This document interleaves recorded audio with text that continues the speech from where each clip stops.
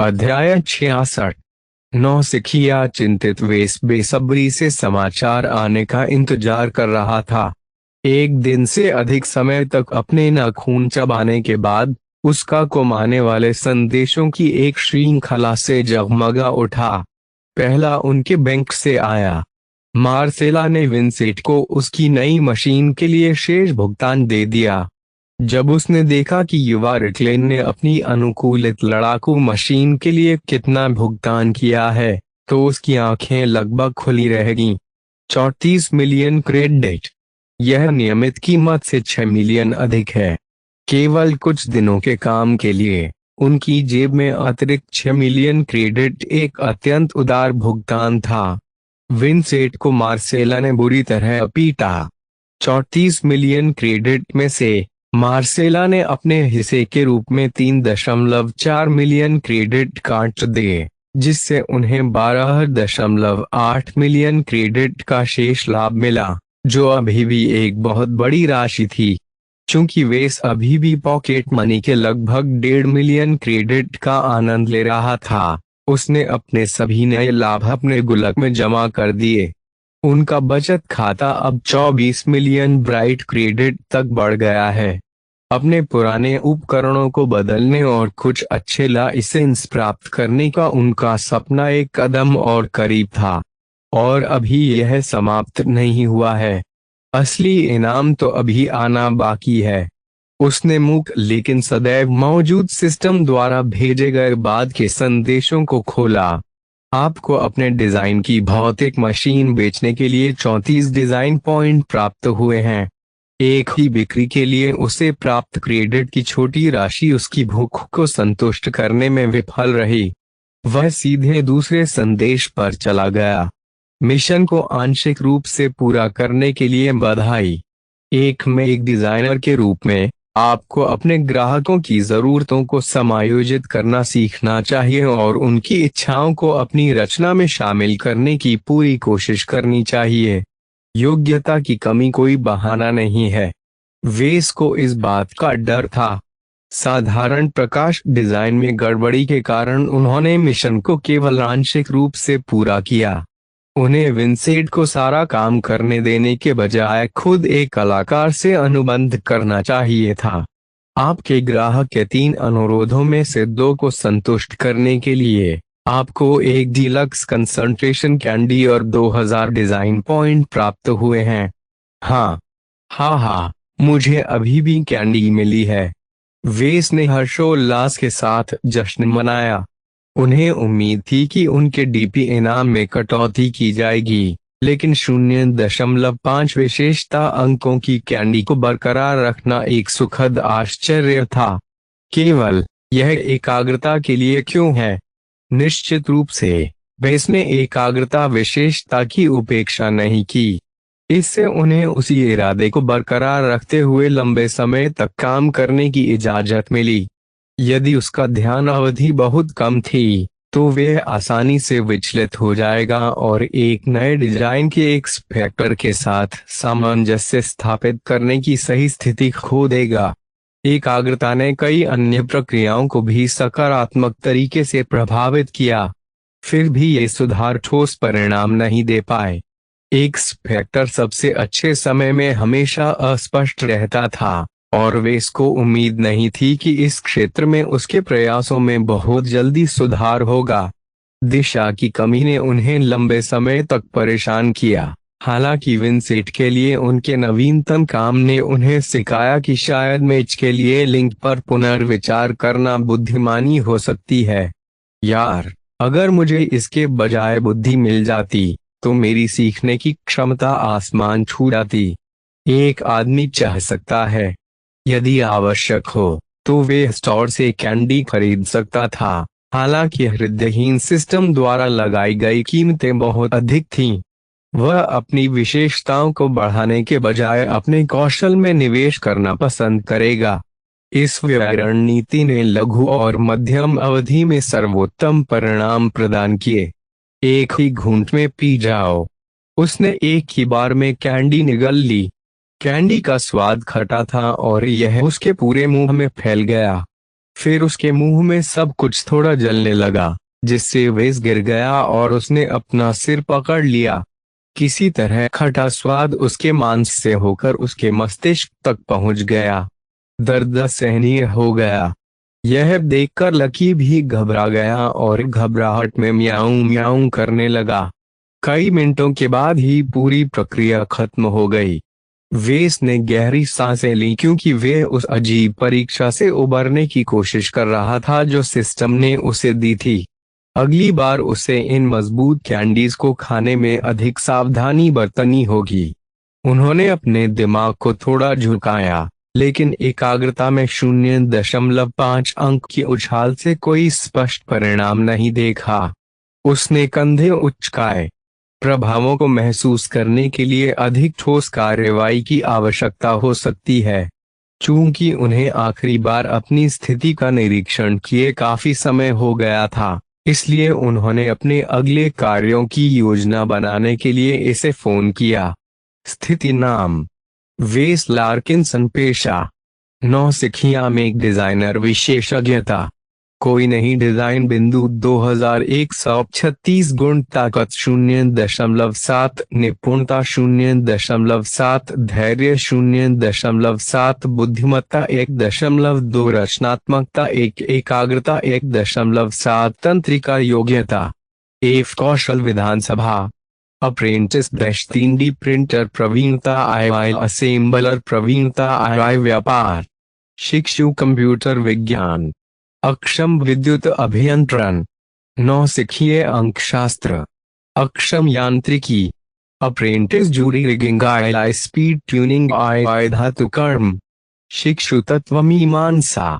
अक्षम भौतिक विज्ञान। नौसिखिया हल्के कवच अनुकूलन आई। मध्यम वजन कवच अनुकूलन आई। मूल्यांकन प्रवेश द्वारों पर रुका हुआ में एक डिजाइनर। यहाँ तक कि सिस्टम ने भी सोचा कि वे बहुत लंबे समय से स्थिर है। कई सप्ताहों के बाद भी उनकी कुशलताएं और विशेषताएं शायद ही कभी आगे बढ़ी थीं। आयरन स्पिरिट में उनके आभासी डिजाइनों ने उन्हें सबसे कम संभावित कीमतें निर्धारित करने के बावजूद भी बमुश्किल कोई डीपी अर्जित की। केवल कभी कभार होने वाली न सितारा मशीन बिक्री से ही उनकी डीपी में उल्लेखनीय वृद्धि हुई। अब जबकि मेरे पास 2000 डीपी से अधिक का अप्रत्याशित लाभ है, तो मुझे इसका उपयोग अपनी रुकी हुई स्थिति को आगे बढ़ाने के लिए करना चाहिए। सिस्टम अभी भी वेस को एक नौसिखिया में एक डिजाइनर मानता था। यह शब्द तब उपयुक्त हुआ करता था जब वे अभी भी एक नया नवागंतुक था, लेकिन उसकी बेल्ट के नीचे 2 वास्तविक मेक बिक्री की पुष्टि होने के बाद यह अब अपमानजनक लग रहा था। उद्योग ने नौसिखिया में डिजाइनरों के साथ काफी खराब व्यवहार किया। प्रत्येक वर्ष स्नातक होने के बाद श्रम बाजार में नौसिखियों की बाढ़ आ जाती थी। बिना किसी धन या संपर्क के इन भोले भाले आशावादी डिजाइनरों को आमतौर पर एक बड़ा झटका लगा जब उन्होंने देखा कि नियोक्ताओं ने उन्हें कभी भी सीधे मशीन डिजाइन करने के लिए काम पर नहीं रखा। इन नौसिखियों के पास जाने के लिए और कोई जगह नहीं थी। सभी बड़ी कंपनियों ने उत्कृष्ट मशीनी तकनीशियनों के रूप में उनका बेरहमी से शोषण किया, जिससे उनके चेहरे के सामने पदोन्नति की संभावना लटक गई। उन्हें डिजाइन टेबल के पीछे बैठने का मौका मिलने में कई दशक लग जाएंगे। मौजूदा बेस मॉडल से एक वाणिज्यिक संस्करण डिजाइन करने और इसे कुछ बार बेचने के बाद ही वे उस निम्न स्थिति से स्नातक हो सका। एमटीए ने संभवतः उसकी स्थिति में बदलाव को प्रतिबिंबित करने के लिए उस पर अपनी फाइलें अपडेट की। आधिकारिक शब्दों में, उन्होंने एक नौसिखिए से अप्रेंटिस में एक डिजाइनर के रूप में स्नातक की उपाधि प्राप्त की। फिर भी सिस्टम ने उनकी उपलब्धियों को स्वीकार नहीं किया। इसने उनकी क्षमताओं पर अधिक जोर दिया, जिसमें शुरू से ही कोई खास बदलाव नहीं आया। ओह, पूर्ण रूप से उन्होंने कई मायनों में सुधार किया, लेकिन उनका कौशल अभी भी शुरुआती में डिजाइनरों के दायरे में ही रहा। अगर मैं एक अप्रेंटिस में एक डिजाइनर बनना चाहता हूं, तो मुझे अपने मुख्य कौशल में से एक को जर्नीमैन स्तर तक बढ़ाना होगा। अभी वेस असेंबली, बिजनेस, मैकेनिक्स और मेटलर्जी में अप्रेंटिस स्तर तक पहुंच गया है। यदि वह अपनी नींव को ठीक से मजबूत करना चाहता है तो उसे अपने भौतिकी को भी अप्रेंटिस स्तर पर अपग्रेड करना चाहिए। उस कार्यवाही के लिए 1000 डीपी मूल्य टैग ने उसका हाथ हिला दिया। यदि मैं अपने भौतिकी कौशल को बढ़ाऊंगा तो मशीन डिजाइन करने की मेरी क्षमता में मामूली सुधार ही होगा। मेरी डीपी आधी कट जाने से मैं किसी अन्य कौशल को जर्नीमैन में अपग्रेड नहीं कर सकता। इससे मेरी प्रगति में बहुत देरी होगी। जबकि नींव महत्वपूर्ण थी, वेस के पास अपने सभी कौशल को समान तरीके से विकसित करने के लिए समय की कमी थी। अगर मेरे ज्ञान भंडार में छेद हैं तो यह बहुत बुरा नहीं है। मैं उन्हें बाद में आसानी से भर सकता हूँ। यह अधिक महत्वपूर्ण है कि मैं शीघ्रता से उत्कृष्टता प्राप्त करने लायक कोई चीज ढूंढ लूं। हालांकि वेस ने गति और कवच को संतुलित करने पर ध्यान केंद्रित करने का फैसला किया, लेकिन उसके सभी महत्वपूर्ण भौतिकी कौशल को अभी भी आगे बढ़ना था। इसके बजाय उन्होंने यांत्रिकी और धातु कर्म पर ध्यान केंद्रित किया। इनमें से किसी भी कौशल को आगे बढ़ाने से उन्हें लाभ मिला।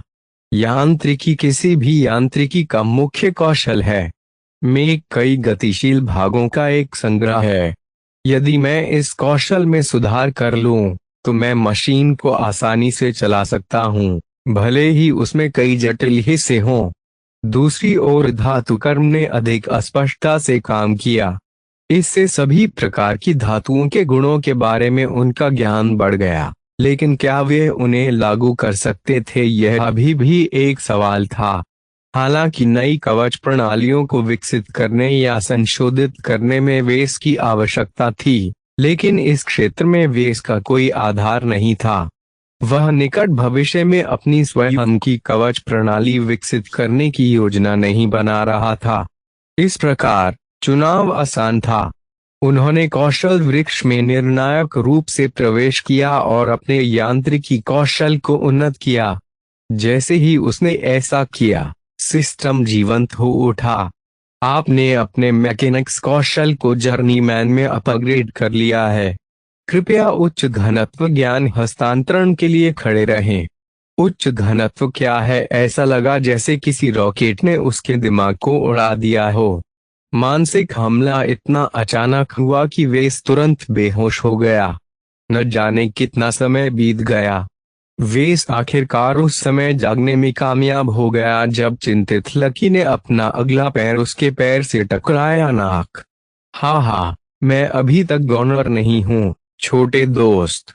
लकी को आश्वस्त करने के बाद कि वह सुरक्षित और स्वस्थ है, वेस ने उदास होकर अपना सिर खुजलाया और अपने नए यांत्रिकी कौशल का निरीक्षण करने की कोशिश की। नवंबर अर्जित ज्ञान का सागर उसकी चेतना में प्रवाहित हो उठा। ऐसा लगा मानो व्यावहारिक यांत्रिकी की अद्भुत दुनिया ने उसके लिए अपना दरवाजा खोल दिया हो। उन्होंने अंतर्दृष्टि की कई बिखरी हुई खबरें सीखीं जो संयुक्त रूप से एक भयानक पैकेज का प्रतिनिधित्व करती थीं जिसने उनके मेज को देखने के तरीके को बदल दिया। मैंने कभी भी मैचेस के वैकल्पिक रूपों की पूरी तरह से सराहना नहीं की। जर्नीमैन स्तरीय यांत्रिकी का मुख्य लाभ यह था कि उन्हें गैर ह्यूमनॉइड यांत्रिकी के कामकाज में गहरी अंतर्दृष्टि प्राप्त हुई। उन्होंने आवश्यक बातें सीखीं कि कैसे पशु और पक्षी के आकार के मेक ने उनकी डिजाइन योजना के गुणों का लाभ उठाया। यह वास्तव में प्रकृति के उत्तम कार्यों का अनुकरण करने का मामला है। इसका मतलब यह नहीं है कि यांत्रिकी में विशेषज्ञता रखने वाले डिजाइनरों ने जानवरों के आकार की आंख बंद करके नकल की।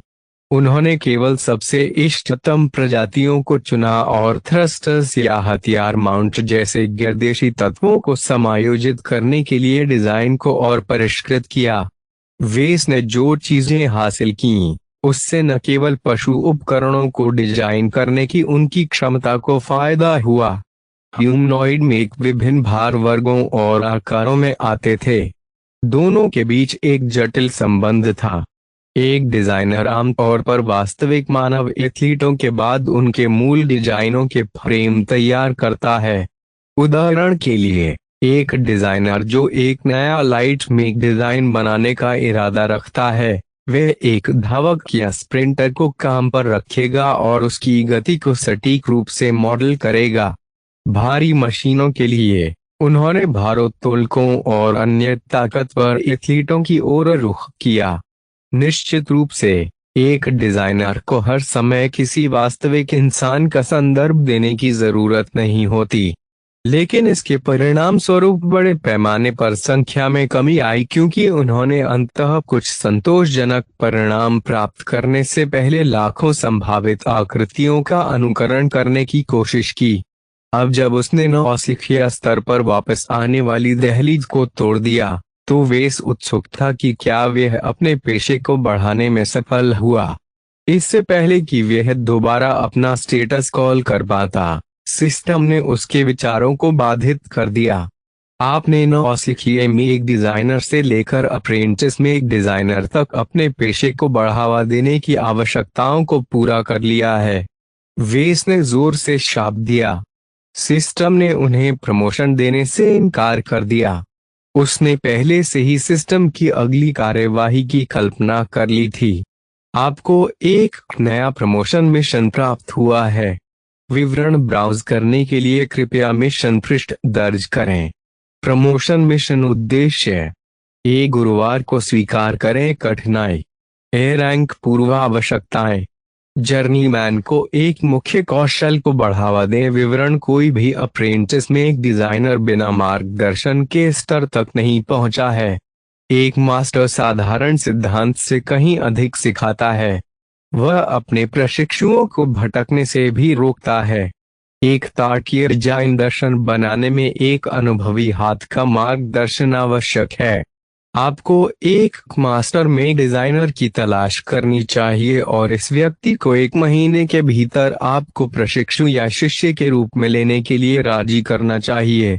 असफलता की स्थिति: इस मिशन को प्राप्त करने के 1 महीने के भीतर किसी भी मास्टर में डिजाइनर के पास स्वयं को प्रशिक्षित करने में विफल होना, आप 1 साल तक दोबारा प्रमोशन नहीं कर पाएंगे।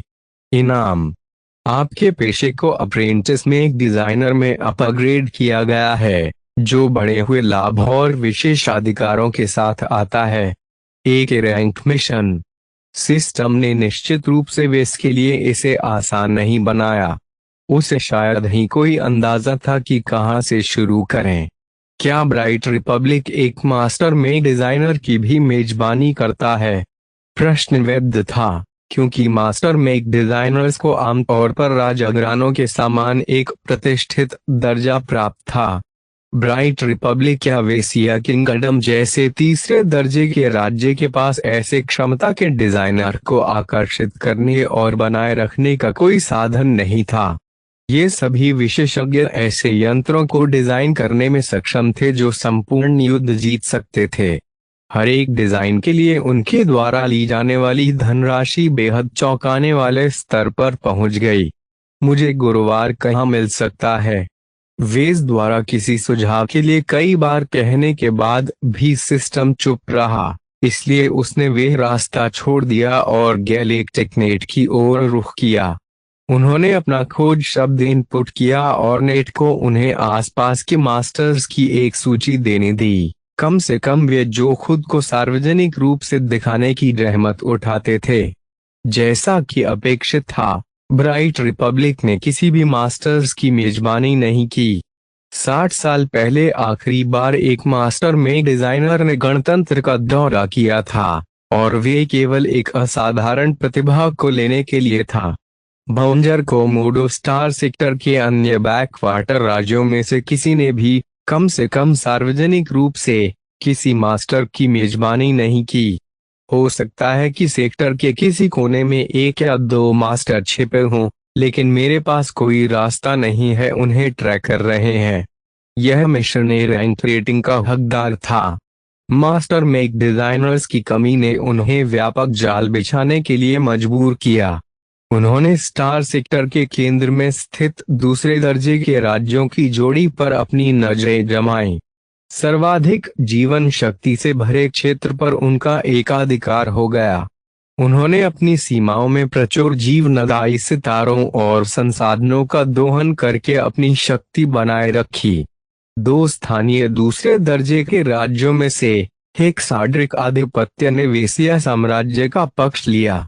6 लोगों की परिषद द्वारा शासित, उन्होंने शायद ही कभी कार्यवाही की, लेकिन अगर उन्होंने ऐसा किया तो यह बड़ा होना तय था। निरंकुशता एक सोया हुआ दानव था जिसे कोई भी समय से पहले जगाना नहीं चाहता था।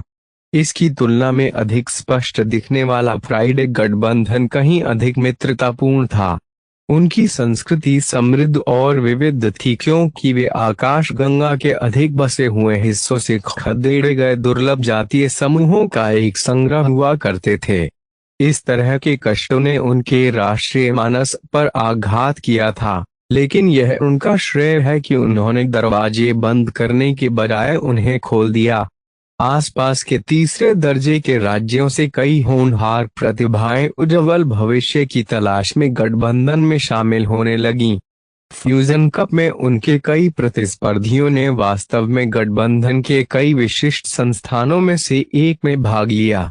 शुक्रवार गठबंधन में स्वामी होना निश्चित है।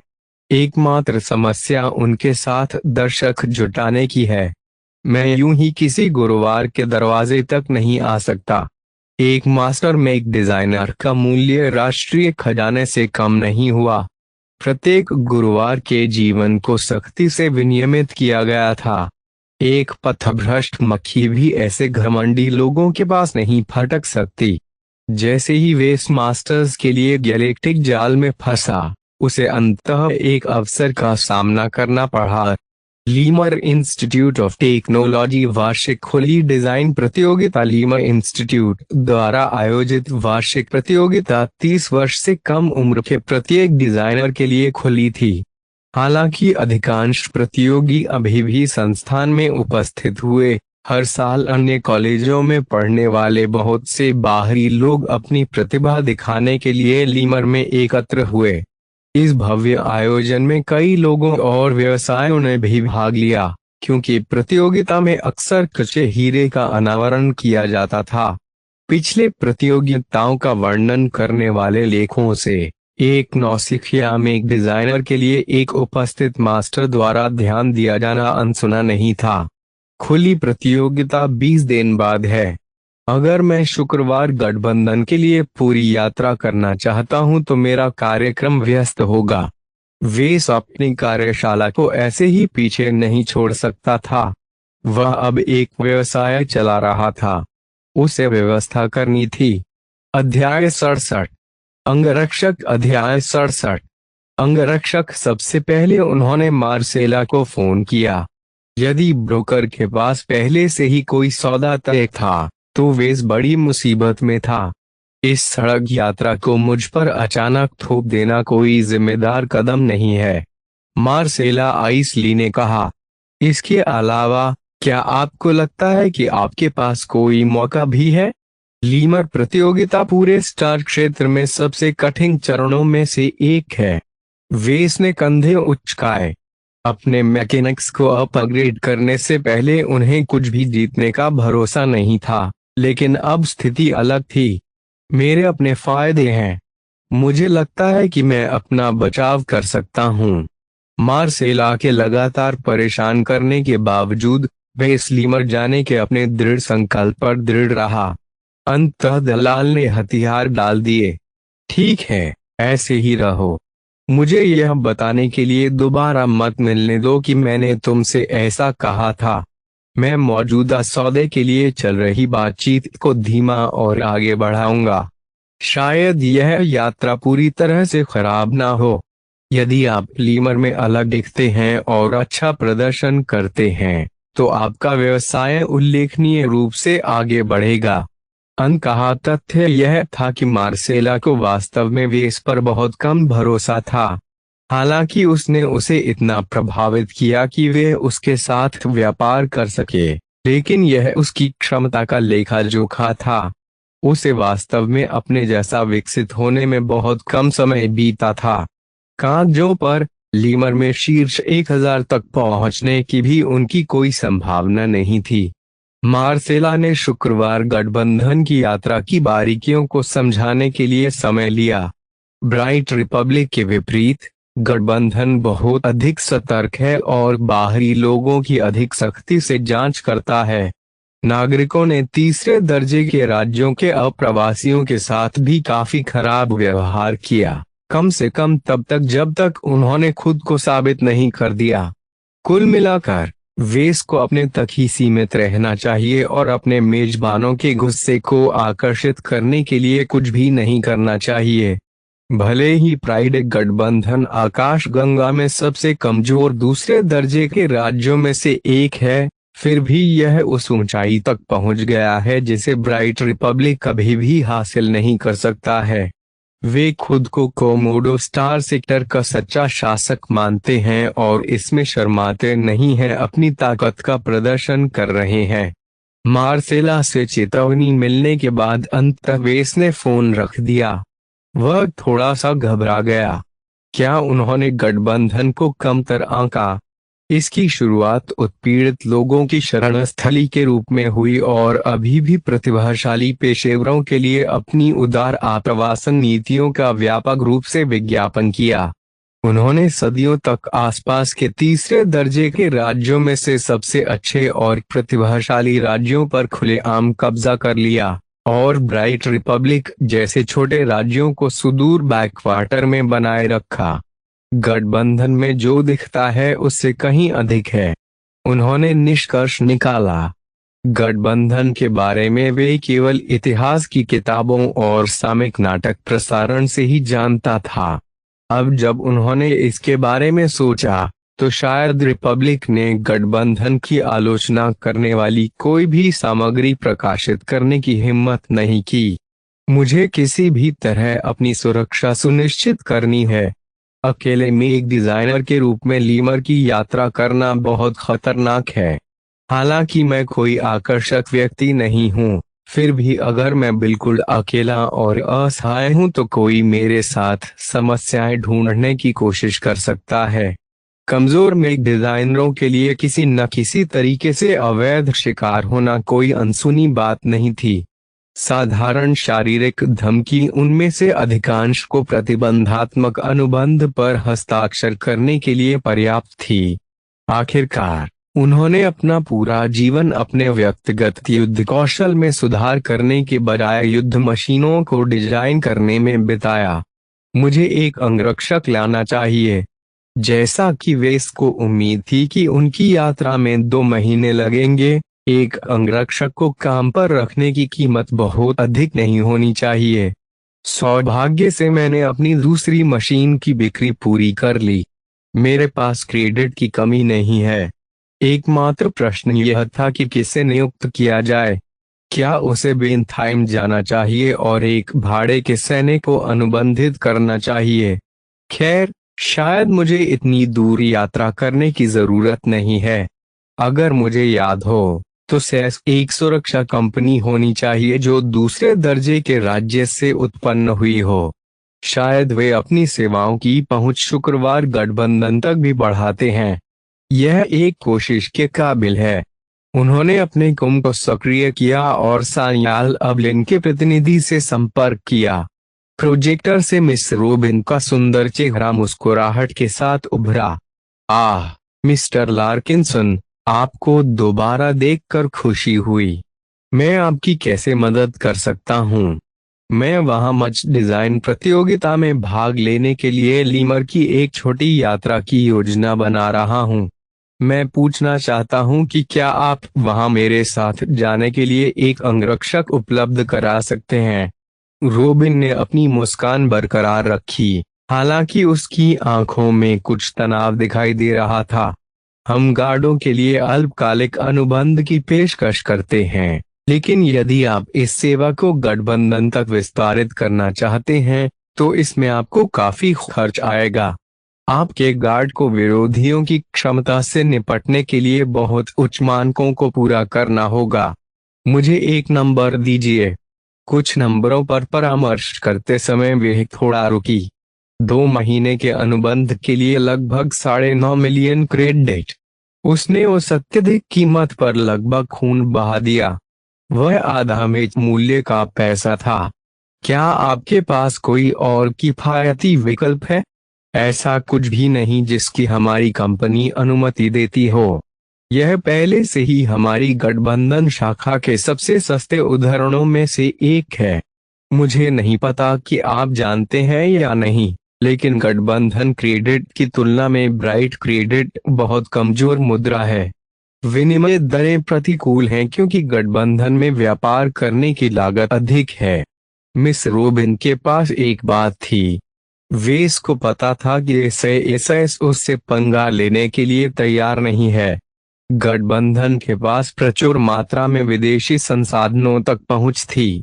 उन्होंने अपने विशाल जनसंख्या आधार का उपयोग इस धन का दोहन करने और अपनी सेना और अर्थव्यवस्था का निर्माण करने के लिए किया। केवल सैन्य सेनाओं में असमानता ने यह स्पष्ट कर दिया कि कैसे गठबंधन ने लगभग हर दूसरे राज्य को पछाड़ दिया, जबकि ब्राइट रिपब्लिक ने मुख्य रूप से अपने फ्रंटलाइन मॉडल के रूप में सबसे सस्ते करंट जेन में का इस्तेमाल किया। गठबंधन ने अपनी बुनियादी इकाइयों के रूप में सबसे अच्छे करंट जेन में को प्रदर्शित किया। यह अफवाह थी कि कई विशिष्ट कमांडर पहले ही अगली पीढ़ी के मॉडल में स्थानांतरित हो चुके थे। यहाँ तक कि सबसे अच्छे भाड़े के सैनिकों के पास ऐसी मशीन तक पहुंच थी जो रिपब्लिक की सर्वश्रेष्ठ मैककोर को आसानी से हरा सकती थी। मुझे एक पल के लिए अपने विकल्पों पर विचार करने दीजिए। मैंने जो निर्णय लिया है उसे बताने के लिए मैं बाद में आपसे संपर्क करूंगा। बहुत अच्छा, लेकिन मुझे आपको चेतावनी देनी चाहिए कि आपको इससे बेहतर कीमत कहीं और नहीं मिलेगी।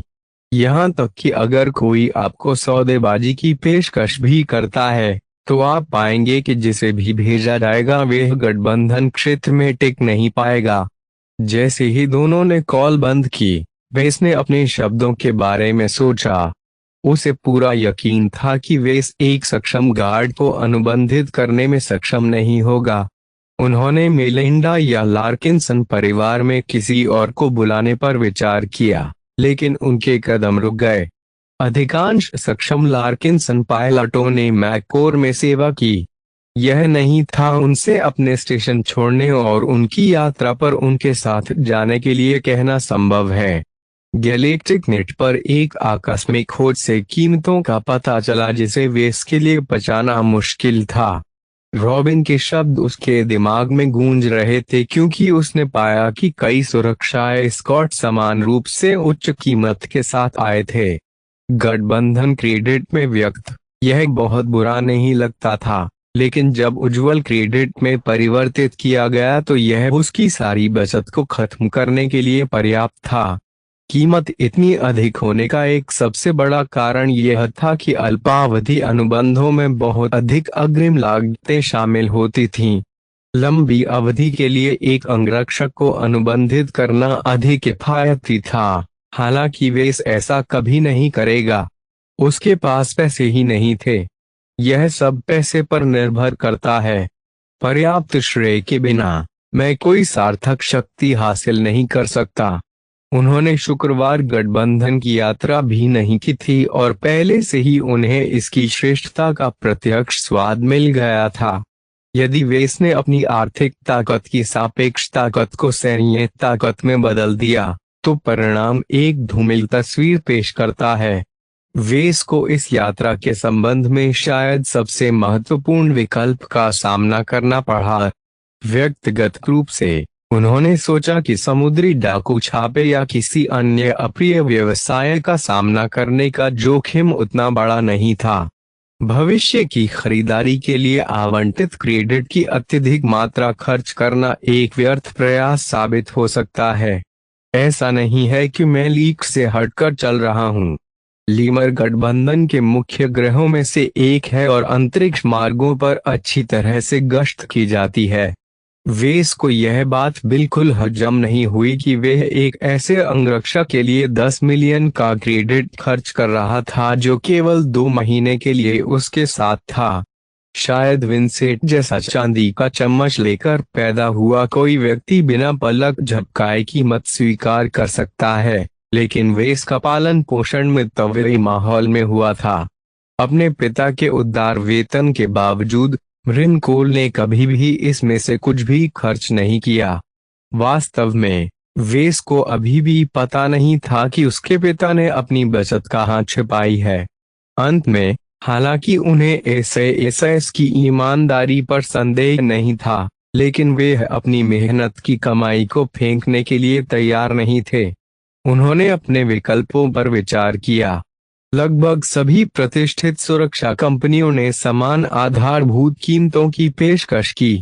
कुछ छायादार फर्मों ने सस्ती दरों की पेशकश की, लेकिन वेस ने नेट पर काफी डरावनी कहानियां पढ़ीं जिससे उन्हें एहसास हुआ कि अगर उन्होंने उनकी सेवाएं ली तो वे उनके लिए सबसे बड़ा खतरा है। ऐसे कई घोटाले हुए हैं जहां एक व्यक्ति और उसके गार्डों का समुद्री डाकुओं के एक गिरोह से सामना हुआ जिसने उन पर कब्जा कर लिया, जबकि दोनों पक्षों ने ऐसा व्यवहार किया जैसे वे दुश्मन हों। वास्तव में वे एक दूसरे के साथ मिले हुए थे। हालांकि इस तरह की चीज अक्सर नहीं होती थी, लेकिन वे इसके लिए इस विकल्प को खारिज करने की संभावना पर्याप्त थी। वह एक ऐसा गार्ड चाहता था जो सस्ता, वफादार और इतना मजबूत हो कि किसी भी साधारण बदमाश को कोई परेशानी शुरू करने से रोक सके। अपने बजट और परिस्थितियों के अनुसार, अगर मुझे 3 में से 2 मिल जाएं तो मैं भाग्यशाली होऊंगा। अब ऐसा लौंडा कहाँ मिलेगा? उनके संपर्कों की सूची अत्यंत छोटी थी। उनकी सूची के नामों में से एक समूह में संभावनाएं थीं, भले ही बमुश्किल। वाल्टर व्हेलर्स एक छोटे समय का गिरोह हो सकता है जो एक ही ग्रामीण ग्रह पर शासन करता था, लेकिन वे उसके व्यवसाय के विरोधी नहीं थे। क्लाउडी कर्टेन को उसकी अर्थव्यवस्था विकसित करने में मदद करने में उनकी साझा रुचि थी। अपनी बेहतर प्रवृत्ति के बावजूद, यह बताने के बावजूद कि यह एक भयानक विचार था, वेस ने निर्णायक रूप से तथाकथित लिटिल बॉस डिट्रिच से संपर्क करने का फैसला किया। अरे अरे, देखो कौन वापस आया है। क्या हो रहा है मेरे आदमी वेस? डायट्रिच ने कुम पर उसका स्वागत किया, भले ही वह कुछ ऐसा कर रहा था जिसके लिए उसे अपने सारे कपड़े उतारने पड़े। वेस के चेहरे पर मुस्कान कम हो गई। मैं आपसे कुछ व्यवसाय के बारे में पूछताछ करना चाहता हूँ, लेकिन यदि आप अस्वस्थ हैं तो मैं आपको बाद में कॉल कर सकता हूँ। अरे नहीं, मैं बहुत व्यस्त नहीं हूँ। मैं मल्टीटास्किंग का मास्टर हूँ, बेबी। लिटिल बॉस ने शेखी बघारी और पृष्ठभूमि में कई उत्साही आवाजें गूंज उठीं। बस इसे थूक दो, मेरे कान तुम्हारे लिए सदैव खुले हैं। वेस को डिट्रिच से संपर्क करने पर पहले ही पछतावा हो चुका है। शायद उन्हें सान्याल अबलिन के प्रस्ताव पर पुनर्विचार करना चाहिए, लेकिन जब कीमत सामने आई तो उनकी आंखें कठोर हो गईं। वह अपनी बहुमूल्य बचत बर्बाद नहीं करना चाहता था। अध्याय 68। हैरियर आश्चर्यजनक रूप से लिटिल बॉस इस विचार के प्रति ग्रहणशील था। मैं हमेशा गठबंधन को अपनी आंखों से देखना चाहता था। मेरा बूढ़ा आदमी हमेशा स्टार सेक्टर के केंद्र में सक्रिय गिरोहों की शक्ति के बारे में चिंतित रहता है। अब समय आ गया है कि मैं देखूं। वेस को यह उम्मीद नहीं थी कि डिट्रिच व्यक्तिगत रूप से आने की पेशकश करेगा। तुम्हारा मेरे साथ आना जरूरी नहीं है। मैं किसी भी अच्छे पायलट से काम चला सकता हूँ। नहीं नहीं, आप योग्य हैं बेहतर। हालांकि मैं उन पुराने लोगों जितना अच्छा नहीं हूँ जो सदियों से मेरे पिता के साथ रहे हैं, फिर भी मैं अपना अस्तित्व बनाए रख सकता हूँ। अपने एस्कॉर्ट को बदलने के कई प्रयासों के बाद वेस ने हार मान ली। कम से कम लिटिल बॉस ने उसे मुफ्त में साथ देने की पेशकश की। हालांकि उसकी क्षमता 10 मिलियन क्रेडिट के अंगरक्षक के आसपास भी नहीं थी, फिर भी वह एक धक्का मुक्की करने वाला नहीं था। यह काफी होना चाहिए। कहो, मैं तुमसे एक अनुग्रह मांगना चाहता हूँ। डिट्रिच थोड़ी अधिक धूर्तता के साथ मुस्कुराया। चूंकि आप एक फैंसी डिजाइनर हैं, आपको मेक के बारे में बहुत कुछ पता होना चाहिए, ठीक है? मैं चाहूंगा कि आप मेरी मशीन के साथ छेड़छाड़ करें। बस एक ट्यून अप, ठीक है? मुझे यकीन नहीं है कि यह एक अच्छा विचार है। इसमें समय लगेगा और मुझे अतिरिक्त सामग्री की आवश्यकता है। हाँ हाँ, कोई चिंता नहीं। हमारे पास स्पेयर पार्ट्स का एक छोटा भंडार है। जब तक मेरी मशीन बेहतर नहीं हो जाती तब तक आप जो चाहें ले सकते हैं। जहां तक समय की बात है, हम दोनों जानते हैं कि लीमर तक पहुंचने में पूरा 1 महीना नहीं लगेगा जब तक कि आप सबसे सस्ती स्पेस लाइन न लें। क्योंकि उस समय उसके पास पैसे भरे हुए थे, वेस ने पहले से ही एक प्रीमियम स्पेस लाइन पर प्रथम श्रेणी की सीट आरक्षित कर ली थी। डायट्रिच को अपने बगल की सीट आरक्षित करने और अपनी मशीन साथ लाने के विशेषाधिकार के लिए भुगतान करने में बहुत कम प्रयास करना पड़ा। स्वाभाविक रूप से युद्ध मशीन को विशाल यात्री जहाज के कार्गो अनुभाग में सुरक्षित और संग्रहित किया जाएगा। ठीक है, बस फ्रेजलैंड में हमारे बेस पर जाएं। आप जानते हैं कि यह कहाँ है। मैं आपको हमारी कार्यशाला और भंडारण से कुछ भी उपयोग करने के लिए साफ कर दूंगा। जैसे ही वेस ने फोन रखा, उसने आप भरी। ऐसा लगता है जैसे वह डिट्रिच के साथ काफी हद तक फंस गया था। इसके अलावा वाल्टर व्हेलर्स के उत्तराधिकारी के साथ घनिष्ठ संबंध विकसित करना कोई बुरी बात नहीं होगी। उसकी अनुपस्थिति में उसके आदमी उसकी कार्यशाला पर नजर रख सकते थे। दृढ़ निश्चयी चोरों को दूर रखने के लिए उन्हें अपनी बुनियादी स्वचालित सुरक्षा प्रणालियों पर पूरा भरोसा नहीं था। एक ही कार में सवार होकर एक संक्षिप्त यात्रा के बाद वे उसी जीर्ण शीर्ण देखने वाले बेस पर पहुंचे जहां उनकी पहली मुलाकात डिट्रिच से हुई थी। शुक्रवार है कि डिट्रिच इस बार तरोताजा दिख रहा था। उसने एक स्मार्ट सूट पहना हुआ था जो उसके अंगों की शक्ति को कम कर रहा था। विंसेंट के विपरीत, लिटिल बॉस पूरी तरह से एक योद्धा था। उन्होंने अपनी जातियों का असर अपनी युद्ध क्षमता पर नहीं पड़ने दिया। ठीक है, आप अंततः यहाँ हैं। मुझे तुम्हें मेरे पास ले आओ। आप उससे प्यार करने वाले हैं। वह पिछले 2 वर्षों से भी अधिक समय से मेरी सुंदरता बनी हुई है। वह सचमुच एक क्लासिक है। डिट्रिच ने बेपरवाही से वेस को जंग खा रहे वर्कशॉप क्षेत्र में खींच लिया। तेल से सने कई तकनीशियन अंदर रखी मशीनों का बेतरतीब रखरखाव कर रहे थे। वे कार्यशाला के बिल्कुल अंत तक चले गए जिसमें एक मध्यम उड़ने वाले व्यक्ति का एक भव्य छायाचित्र सामने आया। खैर, डिट्रिच एक पहलू में सही था। उनका मेक एक क्लासिक था। यह वास्तव में नेशनल एरोमोटिव्स हैरियर VCX-4B था। हालांकि यह एक करंट जेन डिजाइन था, यह डिजाइन इस पीढ़ी की शुरुआत में ही सामने आया था। यह कुछ प्रीमियम सुविधाओं के साथ एक पुराना डिजाइन था। नेशनल एरोमोटिव्स ने एक पीढ़ी पहले ही मशीनी बाजार में प्रवेश किया था। इसके मुख्य उत्पाद अभी भी शटल और एयरकार थे, इसलिए उड़ान के संबंध में उनका संचित ज्ञान बहुत पर्याप्त था। सीजर ऑगस्टस जैसे भूमि उपकरणों में संक्षिप्त आक्रमण के अलावा एने द्वारा निर्मित अन्य सभी उपकरण उड़ान में विशेषज्ञता रखते थे। हैरियर एक विशिष्ट वर्कहॉर्स इकाई नहीं थी, हालांकि इसमें मानक करंट जेन फ्रंटलाइन मॉडल के साथ कई विशेषताएं साझा की गईं। इसने मुख्य रूप से सहन शक्ति पर ध्यान केंद्रित किया और इसलिए अपने हवाई समय को बनाए रखने के लिए प्रत्यक्ष ऊर्जा के बजाय ईंधन पर निर्भर रहा। इसकी मजबूत उड़ान प्रणाली अन्य उड़ान प्रणालियों की तुलना में थोड़ा अधिक वजन की कीमत पर ऊर्जा बचत मोड और उच्च तीव्रता उड़ान मोड के बीच स्विच करने में सक्षम थी। इससे मीडियम में के लिए काफी हल्की मात्रा में ही कवच होता है। फिर भी ना ने हमेशा गर्मी प्रतिरोधी कवच विकसित करने में उत्कृष्टता हासिल की है, इसलिए हैरियर ने ऊर्जा हथियारों के मुकाबले काफी अच्छा प्रदर्शन किया। जहां तक इसके हथियार पूरक की बात है, यह मुख्य रूप से चोट से निपटने के लिए अपनी बैलिस्टिक राइफल पर निर्भर था।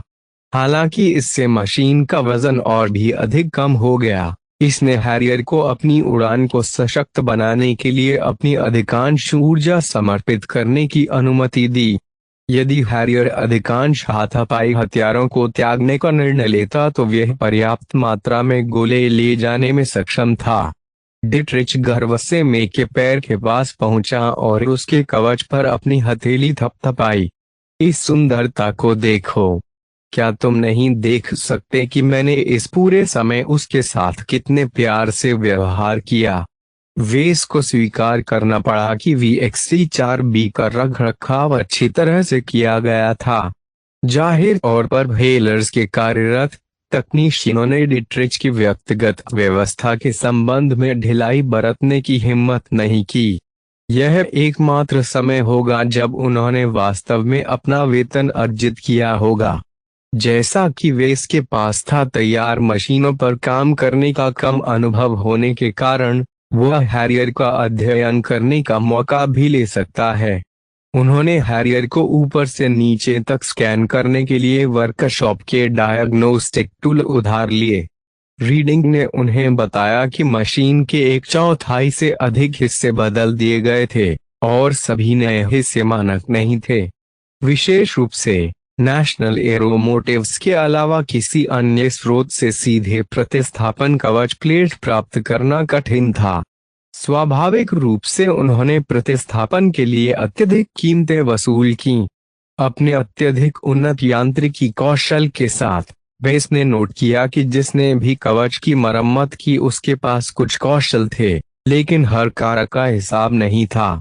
उन्होंने अनुमान लगाया कि मे का संतुलन केंद्र थोड़ा सा संरेखण से बाहर था, जिसने कई चीजों को प्रभावित किया, जिसके परिणाम स्वरूप कुछ भी अच्छा नहीं हुआ।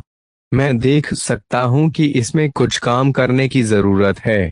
यदि आप बुरा न माने तो मैं कुछ चीजें अलग कर दूंगा और उनके स्थान पर कोई और चीज रख दूंगा। मेरे मेहमान बनो, वेज। इसीलिए मैंने तुम्हें यहाँ आमंत्रित किया है। जब तक आप मेरे बच्चे को बेहतर दौड़ा सकते हैं, मुझे किसी भी चीज से कोई आपत्ति नहीं है। डिट्रिच को वेस पर इतना भरोसा करते हुए सुनना आश्वस्त करने वाला था। अभी के लिए उनके हित संरेखित हो गए हैं। दोनों के बीच संबंध मजबूत हो गए क्योंकि वे परस्पर एक दूसरे का फायदा उठाने की कोशिश कर रहे थे। वेस हेलर्स की छत्र छाया में आश्रय लेना चाहता था, जबकि डिट्रिच एक उच्च स्तरीय इंजीनियर को भर्ती करना चाहता था। वेस हैरियर पर काम करने गया था। उसने सबसे पहले सभी प्रतिस्थापन कवच निकाले और उन्हें एक तरफ रख दिया। फिर उन्होंने नीचे के अंदरूनी हिस्सों का निरीक्षण किया और कुछ गणनाएं की। यदि वह संतुलन के केंद्र को रीसेट करना चाहता था तो उसे सामान को इधर उधर करना होगा। एक बुरी आदत जिसे नेशनल एरोमोटिव्स ने कभी नहीं छोड़ा वे यह है कि उसे जेसन कोज़लोस्की की बहुत कम जगह में बहुत अधिक अच्छाइयां भरने की प्रवृत्ति विरासत में मिली है।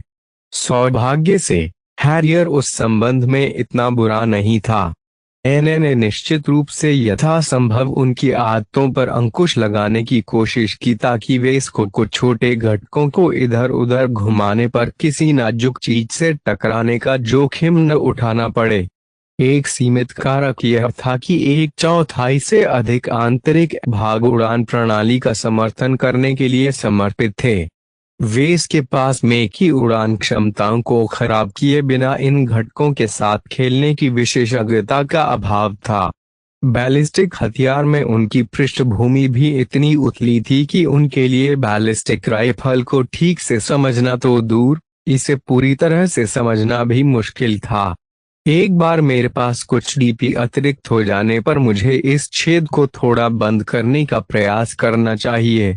यदि मैं यांत्रिकी डिजाइनरों के उच्च स्तर के साथ बने रहना चाहता हूं तो मैं हथियारों से संबंधित शुरुआती ज्ञान पर हमेशा के लिए भरोसा नहीं कर सकता।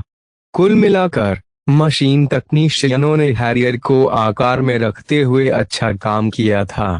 वेस को किसी भी स्पष्ट त्रुटि को सुधारने की जरूरत नहीं थी, बस छोटी मोटी गलतियां थीं। उन्होंने एक छोटा सा आश्चर्य जोड़ा। उसके हाथ लक्की के सारे रत्नों से भरी थैली में घुस गए और एक सांवला जैस्पर निकाल लिया।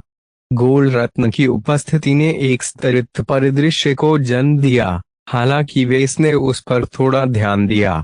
इस साधारण रत्न में यंत्र की चपलता में 1% सुधार करने का गुण था।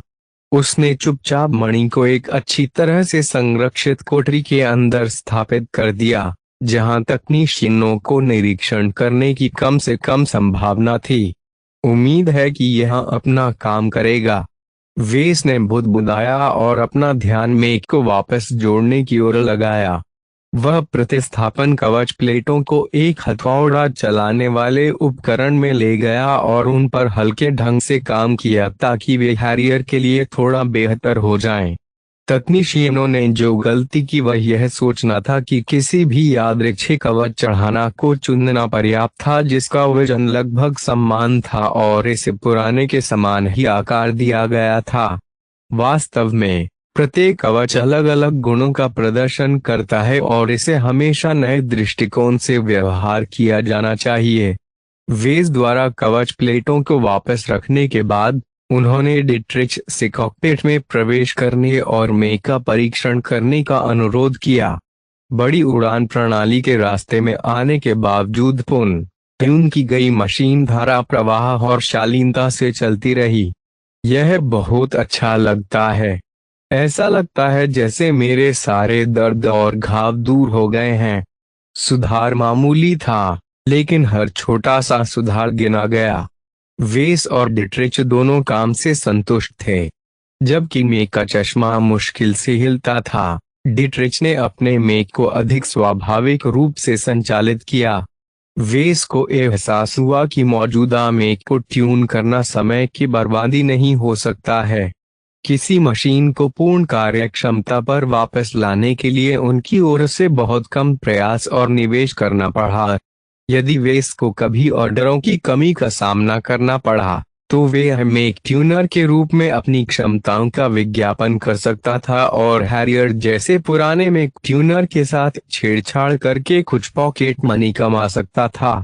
बाद यह सुनिश्चित करते हुए कि उनके चेहरे पर कोई दाग न लगे, वेस ने डिट्रिच को अलविदा कहा और अपनी अन्य तैयारियां पूरी कर लीं। वह सान्याल अबलिन के कार्यालय में रुका और लंबे समय तक बाहर रहने पर भी अपने सुरक्षा सूट को चालू रखने के लिए कुछ अतिरिक्त पैसे का भुगतान किया। यह खेदजनक है कि आपने लीमर तक ले जाने के हमारे प्रस्ताव को अस्वीकार कर दिया। इस मामले से निपटने के बाद रॉबिन ने जोड़ा, जबकि गठबंधन के मुख्य अंतरिक्ष मार्गों पर अच्छी तरह से गश्त की जाती है, कुछ भी पूर्ण नहीं है और वह इस बात पर भी विचार नहीं कर रहा है कि ग्रह पर क्या हो सकता है। मैं वास्तव में चाहता हूं कि मैं आपके अंगरक्षक को काम पर रख सकूं, लेकिन मेरी वित्तीय स्थिति इसकी इजाजत नहीं देती। वेस ने खड़े होते ही खुद को माफ कर दिया और बाहर निकलने के लिए चला गया। हालांकि इसका मतलब यह नहीं है कि मैं भविष्य में आपके पास से निकल जाऊंगा। एक बार जब मुझे अच्छी मात्रा में बिक्री मिल जाएगी तो मैं निश्चित रूप से आपकी अन्य सेवाओं का लाभ उठाऊंगा। यह अद्भुत लगता है, मिस्टर लार्किंसन। हम आपकी जरूरतों को पूरा करने के लिए हमेशा तैयार हैं। जब वेस अपनी कार्यशाला में लौटा तो उसने अपना सामान पैक किया और सभी ढीले उपकरण और बोर्ड को छिपाना सुनिश्चित किया। उसने बंद कर दिया और 3D प्रिंटर और असेंबलर को हाइब्रनेशन मोड में सेट कर दिया। जैसे ही वेस ने लाइटें बंद की, उसने सोचा कि लीमर से लौटने के बाद कितना कुछ बदल जाएगा। उम्मीद है कि मैं एक प्रसिद्ध गुरुवार के पास एक विजी प्रशिक्षु के रूप में वापस आऊंगा। वेस को रात भर अच्छी नींद आई क्योंकि उसकी उत्तेजना को दबाना मुश्किल था। वह अपना पूरा जीवन ब्राइट रिपब्लिक में रहे, अध्ययन किया और काम किया। उसने कभी भी अपने परिचित राज्य की सीमा से परे किसी तारे पर पैर नहीं रखा था। अध्याय 69। घटना रिक्लेंस विंसेंट की हवेली के बगल में एक खुले मैदान में एकत्र हुए। आमतौर पर घमंडी परिवार के बुजुर्गों ने विंसेंट पर कभी ध्यान नहीं दिया। हालांकि जिस द्वंद्व की उन्होंने समाचार में इतनी जोर शोर से घोषणा की थी उसमें अनजाने में परिवार का सम्मान शामिल हो गया। कुछ दर्शक यह देखकर आश्चर्यचकित हो सकते हैं कि किसी ने एक बार विंसेंट की प्रतिष्ठा की परवाह की। पिछली स्थितियों से अंतर यह था कि विंसेंट ने अब तक केवल संदिग्ध जीवन शैली विकल्पों के कारण खुद को अपमानित किया है। वह जो कुछ भी कर सकता है वह इससे भी बुरा कैसे हो सकता है। मुख्य अंतर में शामिल था आपके राज्य के प्रति सम्मान, बहादुरी और सेवा जैसे मूल्य आधुनिक समाज के साथ जुड़े हुए थे। जैसा कि विंसेंट पहले से ही अपमानजनक था, एक बार नहीं बल्कि 2 बार द्वंद्व युद्ध करने से उनका नाम इस हद तक खराब हो जाएगा कि वे व्यावसायिक अवसर खोना शुरू कर देंगे। जहां कायर जो खुद को मेक पायलट कहता है, एक लंबे और भारी भारी मेक से एक तेज आवाज प्रसारित हुई। अपनी सारी डींगे हाँकने के बावजूद बेहतर होगा कि वह समय पर यहाँ आ जाए। मैं अपनी जीत की पार्टी को मिस नहीं करना चाहता। मैदान के दोनों ओर दर्शकों के 2 समूह खड़े थे। छोटा समूह स्पष्ट रूप से रिक्लेंस का था, साथ ही विंसेंट के कुछ प्लेबॉय मित्र भी थे। मैदान के दूसरी ओर बुजुर्गों और युवा दूसरी पीढ़ी के राजकुमारों का एक समूह खड़ा था। यह बिना कहे ही स्पष्ट था कि विंसेंट ने अपने प्रतिद्वंद्वी के समर्थन का गुस्सा आकर्षित किया। दोनों पक्षों को सुरक्षित रखने के लिए गार्ड और सुरक्षा स्क्रीनें थीं। करोड़ों तकनीशियन मजबूत सुरक्षा स्क्रीन स्थापित करके मैदान तैयार करने में व्यस्त थे, जिससे अखाड़े की लड़ाइयों को नियंत्रित रखने वाली शक्तिशाली ढालों से कोई नुकसान न हो। परिधि के ठीक परे बहुत सारे गश्ती दल थे। किसी भी बाहरी व्यक्ति को करीब आने का मौका नहीं मिलेगा। रिक्लिन बुजुर्गों के केंद्र में एक सुंदर ताजा आंखों वाली युवती बैठी थी। उसका खूबसूरत शरीर उसकी शिकारी नीली आंखों से उल्लेखनीय रूप से भिन्न था। उसने अपनी सुंदर सुनहरे बालों को उल्टा किया और जम्हाई ली। मेरा बेवकूफ भाई कब आएगा? केलीन ने अपने कई परिचारकों में से एक से पूछा। शुरू करने का लगभग समय आ गया है। यंग मिस, अभी खबर आई है कि विंसेंट अपनी नई मशीन पर सवार हो गया है। उसे कुछ मिनटों में यहाँ पहुँच जाना चाहिए। मैं जिस भी पार्टी में देखता हूँ हमेशा देर से पहुँचता हूँ, हमेशा की तरह। रिक्लिन वंश की युवा उत्तराधिकारिणी ने सोचा कि यह द्वंद्व समय की बर्बादी है। अपेक्षित योग्यता होने के बावजूद विंसेंट के पास विमान चलाने का कोई कौशल नहीं था। उनके वंशजों ने कभी भी शक्तिशाली लोग पैदा नहीं किए, इस प्रकार उन्होंने कभी भी सम्मान और कर्तव्य को महत्व नहीं दिया। युद्ध में मरने का क्या मतलब है जब आप अपने स्थान पर किसी और को यह काम करने के लिए भुगतान कर सकते हैं? पैसा ही सत्ता तक पहुंचने का असली रास्ता था। उनकी नजर में व्यक्तिगत युद्ध कौशल अप्रासंगिक था। फिर भी सिर्फ इसलिए कि रिक्लिंस ने द्वंद्वों के प्रति उदासीन दृष्टिकोण रखा, इसका मतलब यह नहीं था कि अन्य लोग भी ऐसा ही सोचते थे। इस आधुनिक मशीनी जुनूनी युग में चुनौती स्वीकार करना और सीधे मना कर देना कायरता की निशानी थी। अगली चुनौती जारी करना और उपस्थित न होना एक संकेत था कि आपका संपूर्ण पारिवारिक वंश लालची और अविश्वसनीय था। केलीन ने अपने दांत पीस डाले, जिसके बल से किसी भी बुनियादी इंसान के दांत टूट सकते थे। कई वर्षों तक झूठ बोलने के बाद विंसेंट अपने अत्यधिक व्यक्तित्व के साथ हद पार कर गया था। यह लंबे समय से एक गलती थी, लेकिन जब अंततः ऐसा हुआ तो रिक्लिंस अचंभित रह गए। यहाँ तक कि उसकी घमंडी बुद्धि ने भी अपने बड़े और आनुवंशिक रूप से हीन भाई के प्रति उसके जन्मजात तिरस्कार के कारण ऐसी घटना की आशा नहीं की थी। जब विंसेंट आखिरकार अपनी नई मशीन के साथ आगे बढ़ा, तो सभी ने अपनी छोटी मोटी बातें बंद कर दी और यह दृश्य देखकर अवाक रह गए। एक राजसी काले, लाल और सुनहरे रंग की मेज अथाह आत्मविश्वास के साथ तात्कालिक मैदान में पहुंची। ऐसा लगा जैसे उसने भीड़ के आश्चर्य को पूजा समझ लिया हो। क्या है वह? केलीन गुड़ाया। यह एक कोड पीस प्रतीत होता है। संशोधित मार्क एंटनी ने एक अनोखा दृश्य प्रस्तुत किया। जबकि केप और एम्बेडेड लाइटें काफी खराब थीं, कमर के सामने लगे अतिरिक्त उपकरण ने हर किसी का ध्यान आकर्षित किया। कोई भी यह नहीं समझ सका कि एक मेक को कॉड पीस की आवश्यकता क्यों है। तुम एक गोनर हो, ट्यूरिन, क्योंकि मेरे पास कुछ ऐसा है जो तुम में नहीं है। विंसेंट आत्मविश्वास से अपने बिल्कुल नए मैक के स्पीकर से बाहर निकला। ऐसा कोई रास्ता नहीं है जिससे कोई पुरुष किसी हिजड़े से हार सकता है। यहीं से मामला बिगड़ गया। हेवी नाइट के पायलट ट्यूरिन ने कॉकपिट के अंदर हंगामा किया। तुम जोकर हो, तुम बहुत दूर चले गए। मैं तुम्हें पीटूंगा और उस मूर्खन को लात मारकर टुकड़े टुकड़े कर दूंगा। हा हा हा हा। मुझे तुम्हारे जैसे भारी मेक में छुपे हुए बहन की बात सुनने की जरूरत नहीं है। मैं शर्त लगाता हूं कि आपका इतना छोटा है कि आपको इसकी भरपाई करने की आवश्यकता महसूस होती है, बस काफी है। मैं तुम्हारा मुंह बंद करने जा रहा हूं। ट्यूरिन हरकत में आते ही चिल्लाया।